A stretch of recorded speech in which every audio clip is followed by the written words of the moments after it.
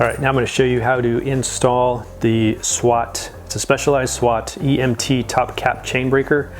This guy right here, this one little piece takes the place of your top cap, which is this guy right here. Basically a screw and a cap that drops right inside there. Would screw down. Of course, your stem would be right here. I have this naked right now.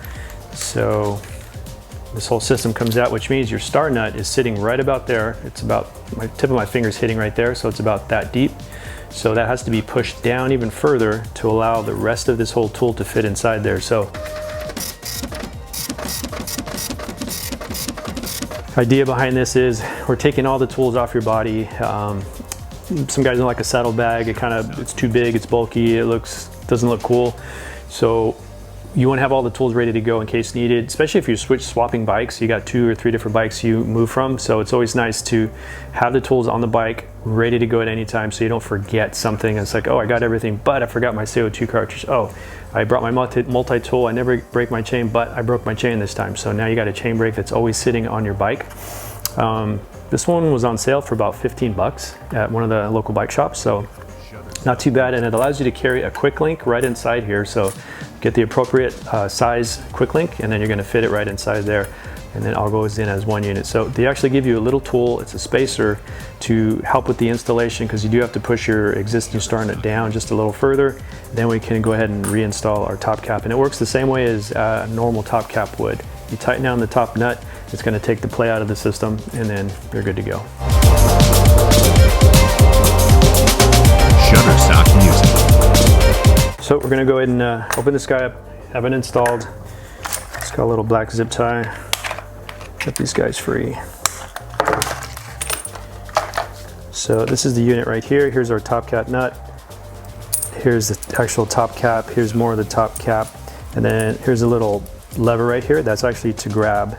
So we can use a little bit of pressure. So I had to use this actually in an enduro race about a week or 2 ago.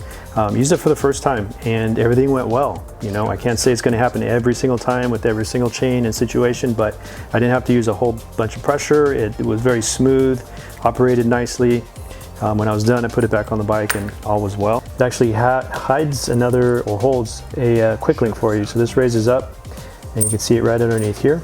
There, that's how it looked originally. I took the bolt out already, so this guy would come up. You don't have to take it off all the way, but I just took the screw out for video purposes.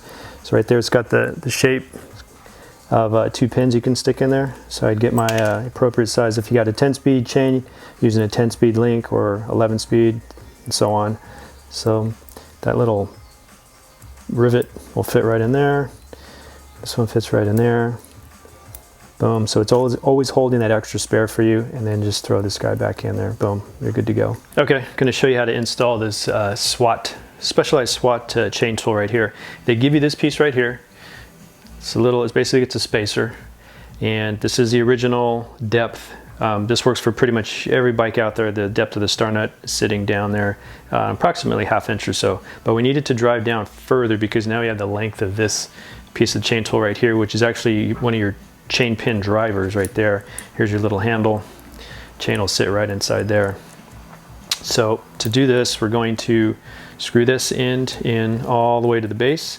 Make sure this screws all the way down, touching the top cap. And pretty much stopped right there. So I'm not going to force it. Boom, just stops because there's not a whole lot of space inside there. Yeah. So screw that in. Boom, just fingertip tight. And then this portion is going to screw into the center of your star nut. And just like that.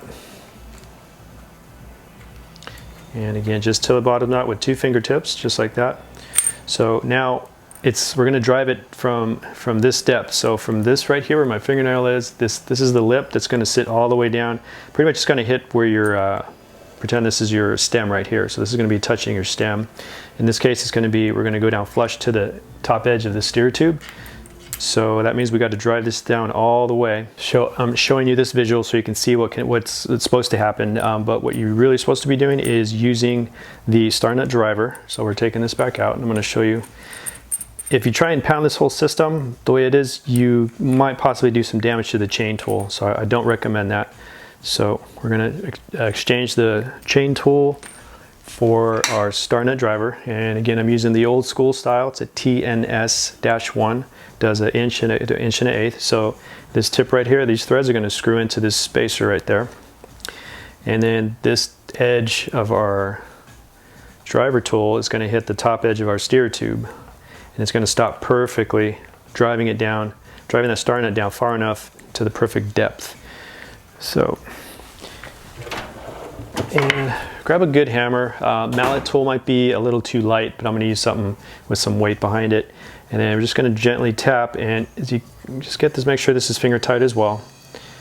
And if you see you're going a little crooked, you can always use your hand to apply some pressure to straighten it out. So we're just going to tap this. Make sure if you're using one of your repair stand clamps, make sure your clamp is nice and tight so you don't lose your whole fork and it hits the floor. So just check every once in a while, make sure that you're not losing your fork. I'm actually going to raise this up just a little bit. And we're just going to drive all the way down.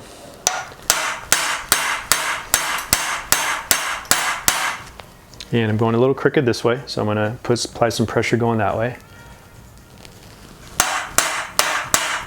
There we go. Make sure we're still tight here. And just kind of move and put pressure as needed to keep it straight. And you can hear that tone change when I made contact with my steer tube right there. And just make sure that you're making contact all the way around. It's going to tell you that you're nice and straight. So this is looking pretty good. So we drove it down from that depth, this right here. So now it's a little bit deeper. So now we still have our tool in there. We need to grab our tool out of there.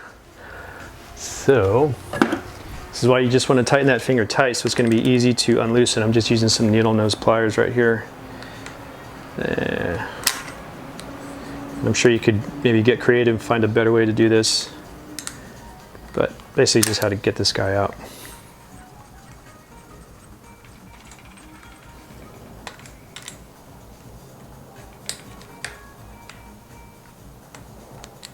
There we go. So now we got the perfect depth there, so now we can come back over here with our tool. I'm going to push that down. So this guy's in the up position, so we're going to screw this in all the way. There we go. Everything's nice and flush. And this guy's just going to come down, make sure this guy's out of the way. Boom. Find the center. And again, imagine your stem is going to be right there. And then you're just going to tighten this guy up. And when you're making your adjustments, your two stem bolts over here are loose. And then we're gently tightening this one up. This is just fingertip tight. This is more of a feel. We're just taking play out of the system. We're putting light, gentle pressure on the bearing. So this is not going to be very tight. I got some other videos you can check to do proper adjustment. And then once you find your proper adjustment there, you go ahead and tighten up your stem bolts and you're good to go. This guy is just always going to stay there. So when you're ready to use this, we just come back.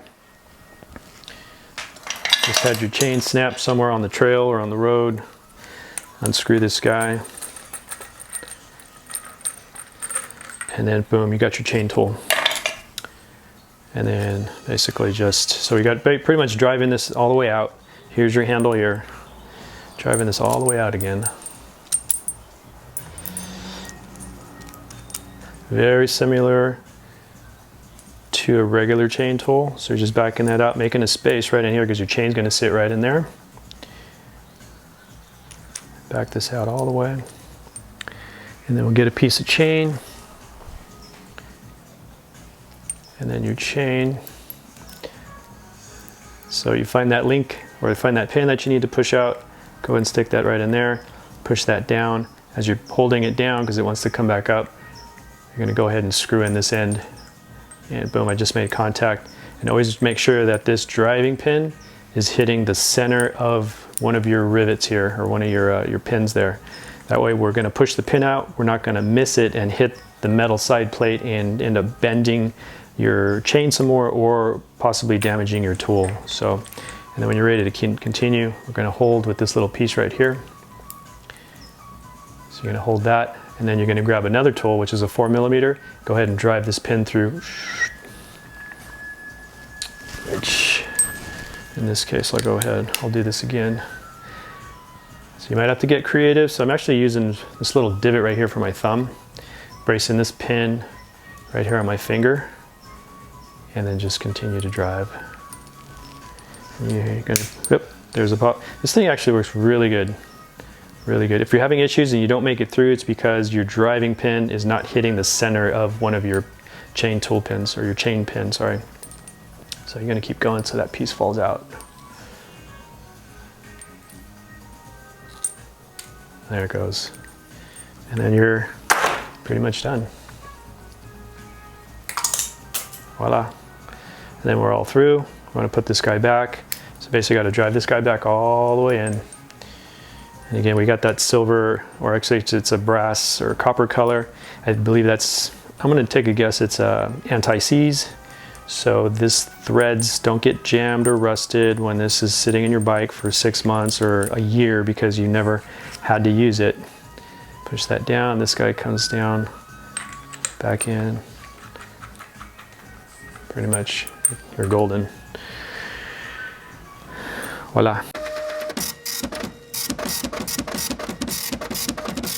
Shutterstock Music.